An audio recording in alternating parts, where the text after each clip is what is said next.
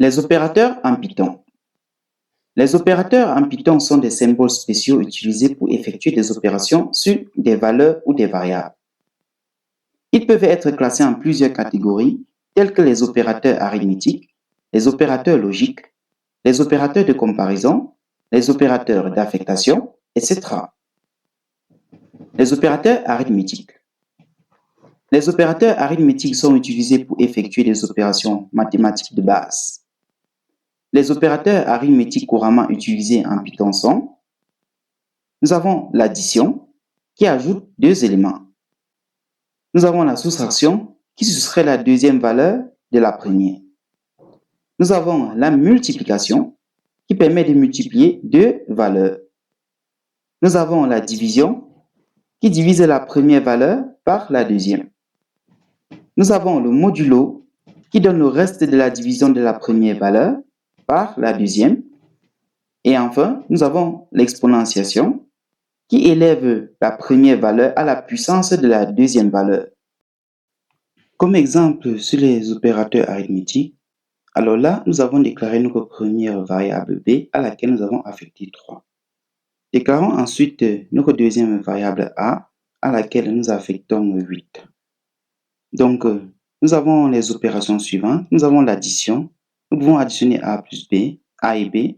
Nous avons la soustraction de a et b. Nous avons la multiplication, la division. Nous avons le modulo et nous avons l'exponentiation de a par b.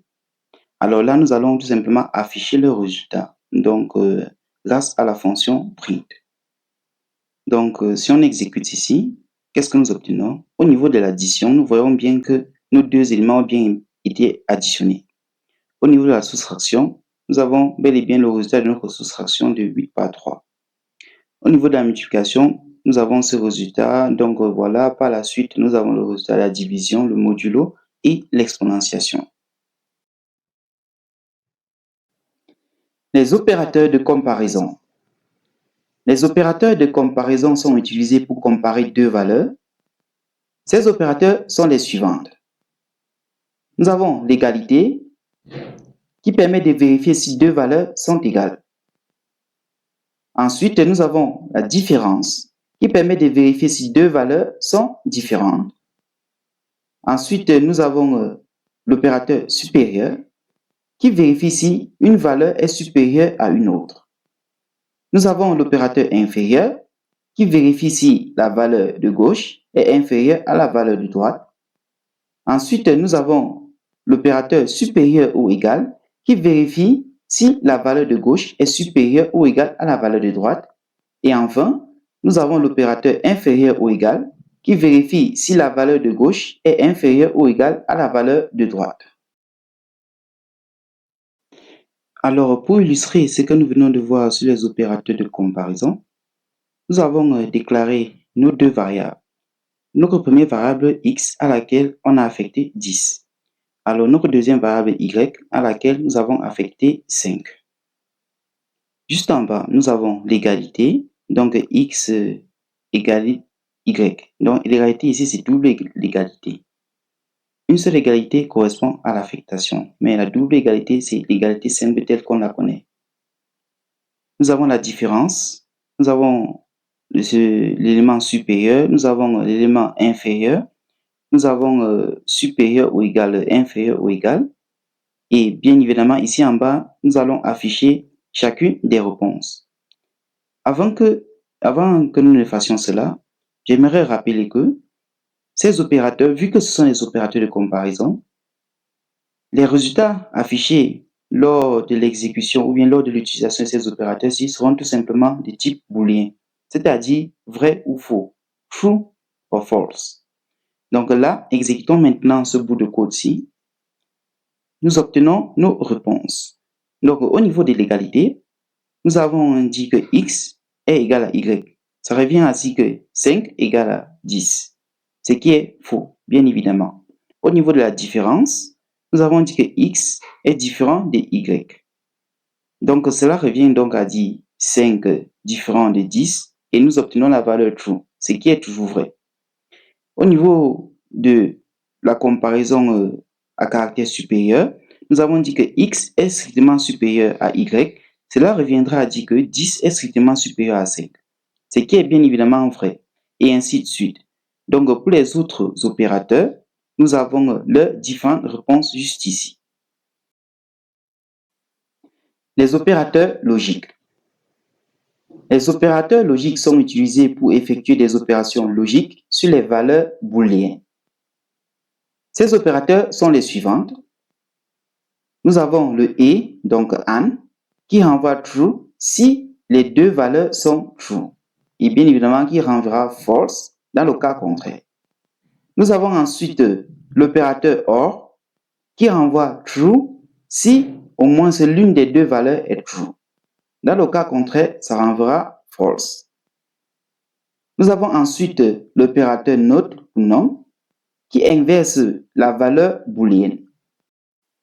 Comme exemple sur les opérateurs logiques, nous avons commencé par déclarer deux variables. Notre variable A à laquelle nous avons affecté true et nous avons notre variable B à laquelle nous affectons false. Alors, ces deux variables-ci sont bien évidemment des booléens. Car rappelez-vous, les opérateurs logiques ne peuvent être utilisés qu'entre booléens, des variables de type booléen. Donc ici, nous avons l'évaluation de l'opérateur AND. Nous avons et résultat.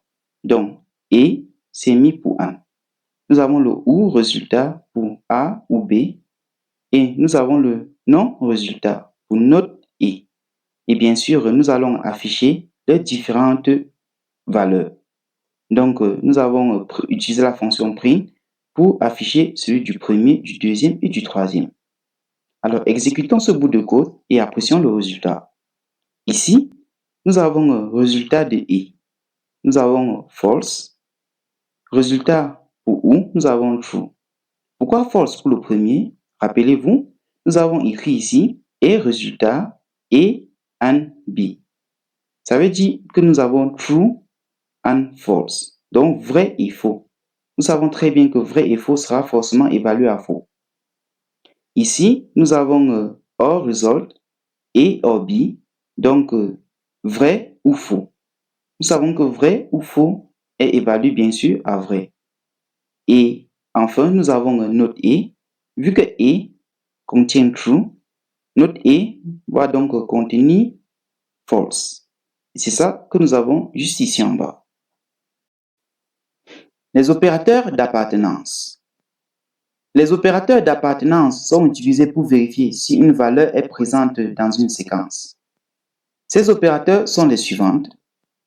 Nous avons l'appartenance, donc in, qui renvoie true si la valeur est présente dans la séquence. Et bien entendu, nous avons la non-appartenance, ou not in, qui renvoie true si la valeur n'est pas présente dans la séquence. Ici, nous avons un exemple en ce qui concerne les opérateurs d'appartenance. Donc, nous avons commencé par déclarer notre variable qui est une liste, donc liste. Ne vous inquiétez surtout pas si vous ne savez pas exactement comment on déclare une liste, mais c'est généralement sous cette forme-ci. Nous verrons ça en détail dans une vidéo ou bien dans la vidéo ultérieure. Donc, nous avons notre variable liste qui contient les éléments 1, 2, 3, 4 et 5. Nous allons donc tester l'appartenance. Nous allons dire à appartenance résultat, nous affectons 3 in list. Donc, c'est pour dire que nous voulons vérifier si 3 se trouve exactement dans la liste, bien si 3 appartient à cette liste-là. Et au niveau de la deuxième variable de non-appartenance, nous avons non-appartenance résultat à laquelle on affecte 6, not in list. Donc, nous vérifions dans ce cas-ci si 6 n'est pas dans cette liste-là. Alors, nous allons afficher les résultats grâce à la fonction print et nous allons exécuter pour apprécier nos résultats. Alors, le premier résultat, nous avons un résultat d'appartenance true. Qu'est-ce que ça veut dire? Ça veut tout simplement dire que notre élément 3 se trouve dans notre liste, comme vous le voyez si bien. Comme deuxième résultat, nous avons le résultat de non-appartenance qui nous renvoie également true.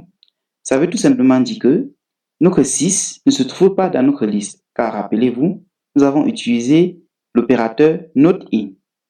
Not in qui veut dire ne se trouve pas. tout simplement, ou bien n'est pas inclus. Les opérateurs d'identité.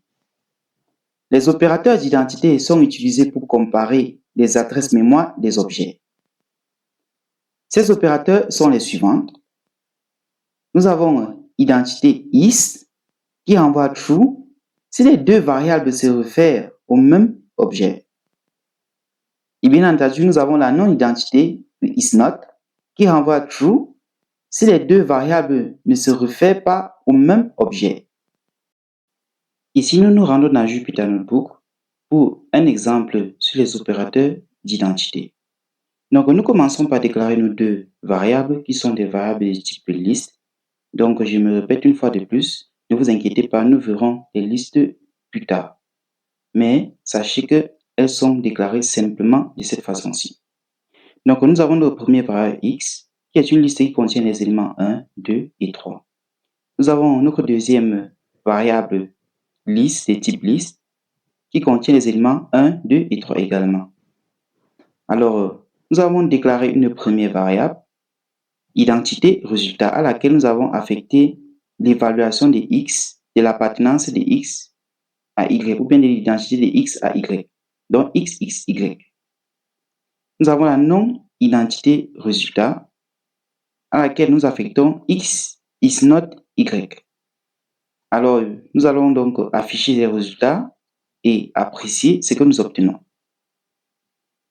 Donc, au premier résultat, nous avons résultat identité, nous avons false. Résultat identité d'identité, c'était pour identité résultat. Donc, le premier, c'est ici. Donc, lorsque nous disons que x, x, y, ça, ce n'est pas vrai. Au niveau de ils n'ont pas la même adresse mémoire. Bien que ça semble être, les deux contiennent les mêmes éléments, mais ils n'ont pas la même adresse. Au niveau de la deuxième variable, nous avons true is x is not y, donc x is not y. Là, nous avons true. Ça veut tout simplement dire que x, nos deux listes ici, bien qu'ils contiennent les mêmes éléments, n'ont pas forcément la même adresse mémoire, n'ont pas du tout la même adresse mémoire.